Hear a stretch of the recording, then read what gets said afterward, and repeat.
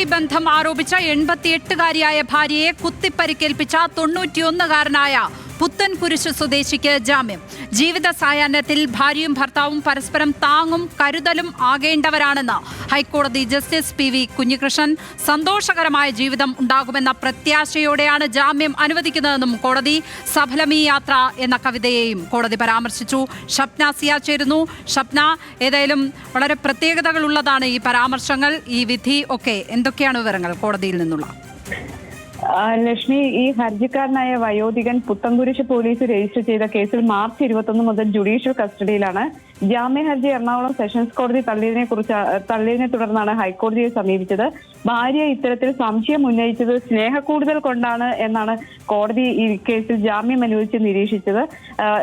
91 വയസ്സുകാരന് പരസ്ത്രീ ബന്ധമുണ്ട് എന്നാണ് ഭാര്യയുടെ ആരോപണം. ഇതിൽ പ്രകോപിതനായാണ് കുത്തി പരിക്കേൽപ്പിച്ചത്. ജീവിത സായാഹ്നത്തിൽ ഭാര്യയും ഭർത്താവും പരസ്പരം താങ്ങും കരുതലുമാകേണ്ടവരാണ് എന്ന് കോടതി തന്നെ ഈ ഉത്തരവിൽ സൂചിപ്പിച്ചു. ഇക്കാര്യം ഹർജിക്കാരനും ഭാര്യയും മനസ്സിലാക്കേണ്ടതാണ്. സന്തോഷകരമായ ജീവിതമുണ്ടാകുമെന്ന പ്രത്യാശയോടെയാണ് ജാമ്യം അനുവദിക്കുന്നത് എന്നും കോടതി വ്യക്തമാക്കുകയും ചെയ്തു. ഷപ്ന സിയ, അതാണ് ലീഗൽ ഡെസ്കിൽ നിന്ന് വിവരങ്ങൾ പങ്കുവച്ചത്.